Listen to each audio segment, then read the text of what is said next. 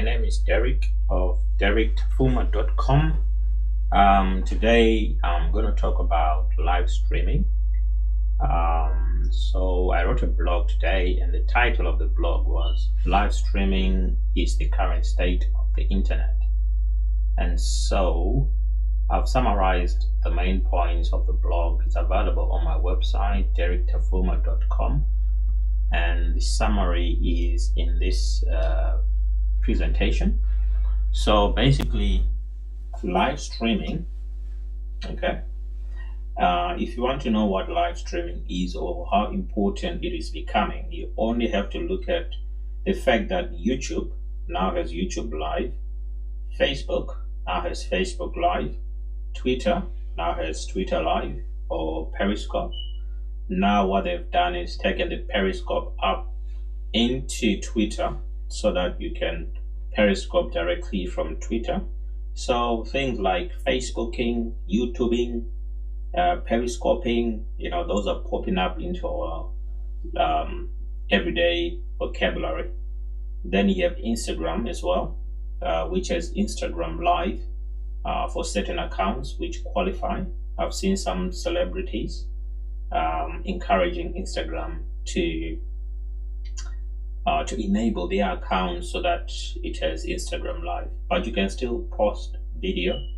Like I think you can record 15 seconds of Instagram video and post it on your Instagram.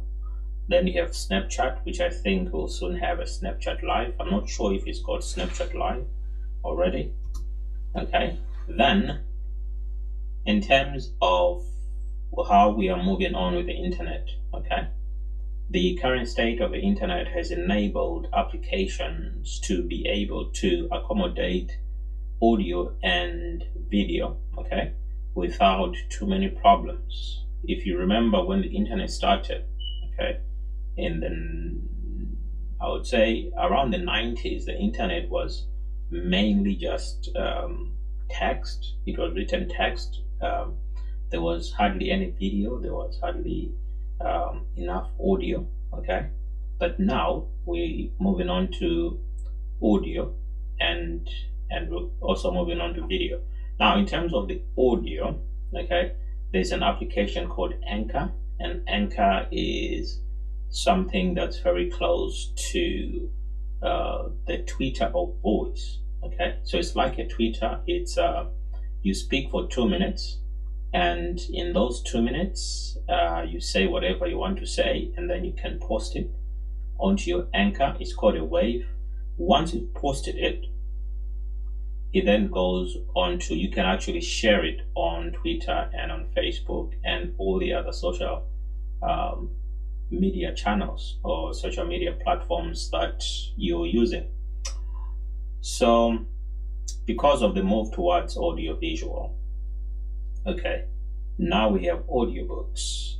And to be honest, most of the books I've read in the past 2 or more years has mainly been audiobooks. I've been listening to books instead of actually reading. I've actually bought some books, and then I decided to buy the audiobook version of the same book that I bought on Amazon, and I've actually sold them back onto Amazon because now I've got them permanently on my, as an audiobook in my library.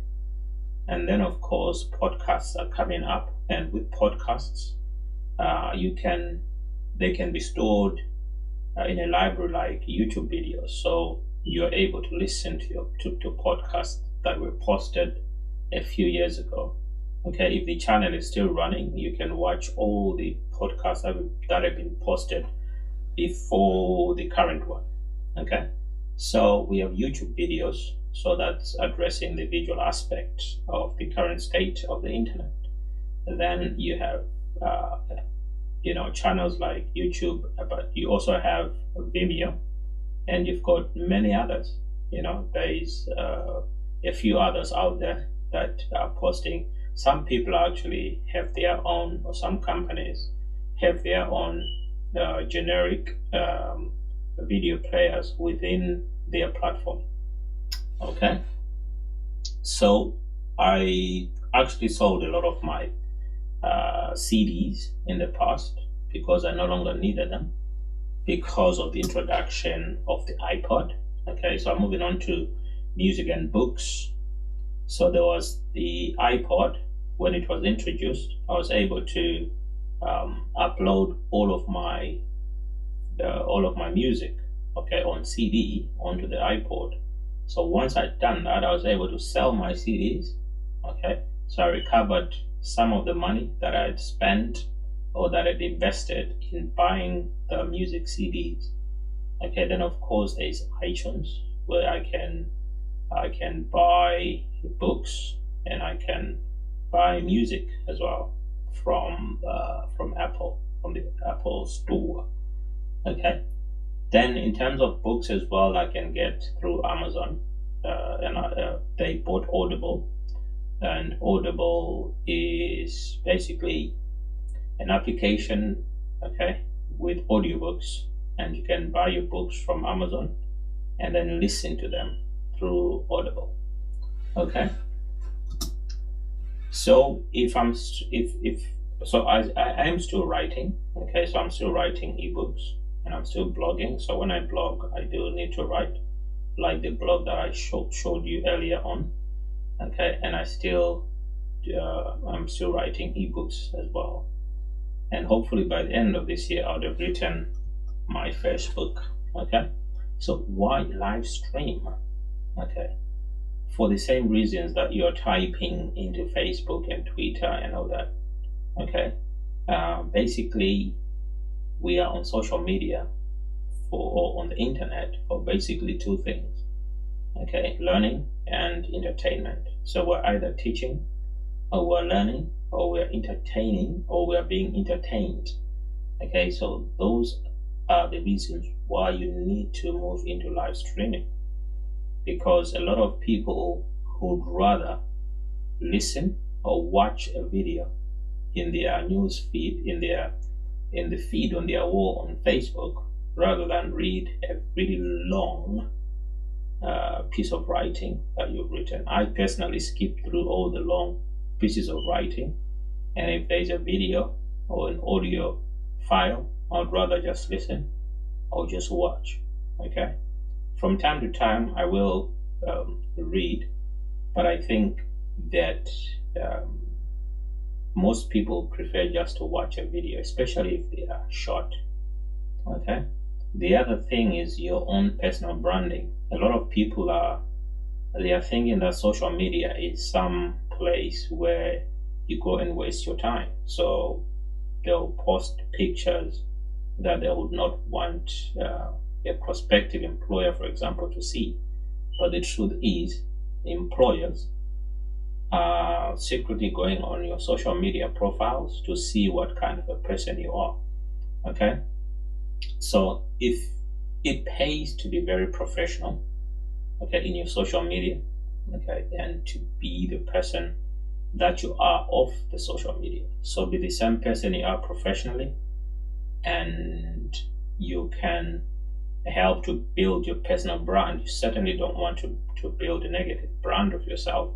So avoid those silly images that you post on a Friday night out with friends having fun. Stop posting those and keep your profiles professional.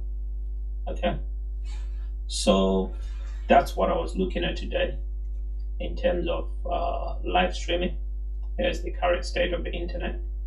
Be prepared, because virtual reality is coming up, and when virtual reality does come up, you can use the skills that you've gained in live streaming, in appearing on video like I'm doing now. Okay, so I'm gaining this experience of being able to speak in front of a camera, even if it means going live.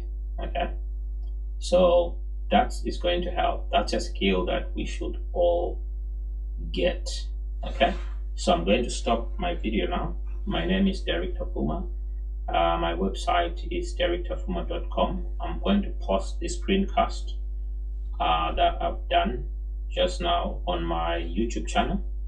and you can access my YouTube channel on Derek Tafuma.